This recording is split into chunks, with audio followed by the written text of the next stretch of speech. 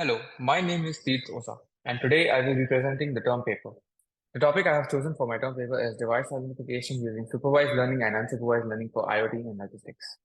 The flow of this presentation will be introduction and background, followed by a technical review on IoT. We will then address the security concerns in IoT, followed by a technical review of recent security techniques. In the end, we conclude our presentation by giving a closing statement. The flow of the presentation reflects the flow of my term paper.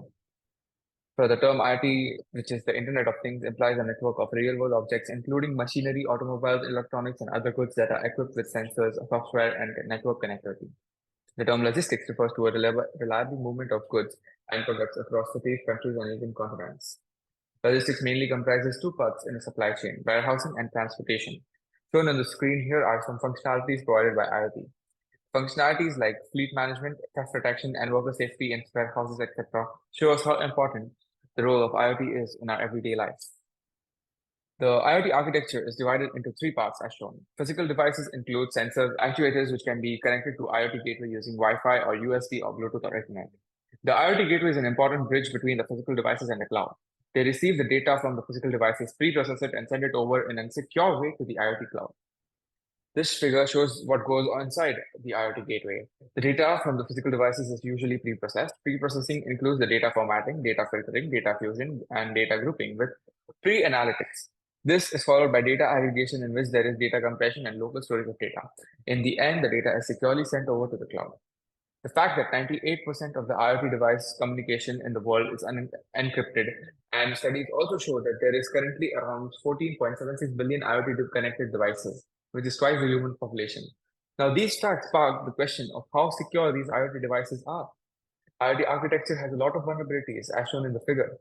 IoT was initially designed with user convenience in mind, and IoT devices were also originally conceived and developed with a strong emphasis on affordability. To identify a device, the gateway or the edge device use one of these four methods. Something you are, which can be your biometrics, something you do, which can be your signature or your voice, something you know, which is your password or your passphrase, and something you have, which can be a smart card, for example, your ATM card. Usually, devices are identified by their MAC addresses, but a MAC address can be easily spoofed. For this calls for a technique called device identification, which uses machine learning to observe the regular behavior of devices in the network and can detect any unusual activity in case the attacker gets access. Coming to the device identification methods, in this paper, we review supervised and unsupervised learning methods for device identification.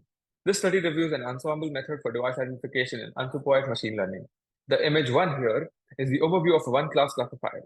A one-class classifier seeks to differentiate between samples that belong to a class and it represents and a class that it represents and those that don't. A new device may be added into the one class system by training a new model. On the other hand, an existing device can be removed by just discarding the current model. This is illustrated in figure 2 on the right hand side. In figure 1 over here, the network traffic is gathered using RASP AP and NTAP. NTAP is a passive full duplex surveillance device that gives you insight into the network. RASP AP allows IoT devices to access the internet. Network traffic is gathered using TCP dump. The network traffic is saved in the form of PCAP files. SIG-flow meter is responsible for extracting the network features from the PCAP files and converting them from PCAP into CSV. This helps in the pre-processing of data. In the figure 2, supervised learning is similar to the unsupervised learning section. Several ML classifiers were tested, and ADA boost was found to be giving the best results. In supervised learning, we require a labeled dataset as well. For both types of machine learning models, the most important features for device identification were related to packets and packet flow. Here are the results when supervised and unsupervised machine learning algorithms were trained and tested over the same dataset. While supervised machine learning methods exhibit superior accuracy in identifying devices within this environment, it is crucial to note that these approaches necessitate labeled datasets, which may not always be obtainable.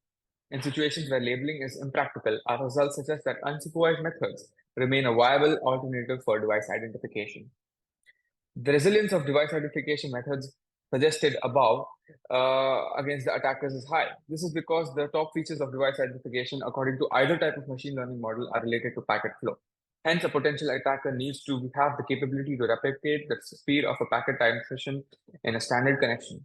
While we recognize the theoretical possibility of such attacks, a comprehensive examination of practical consequences associated with these attacks is deferred for future research. With this, we come to the end of my presentation. Hope you like it. Thank you.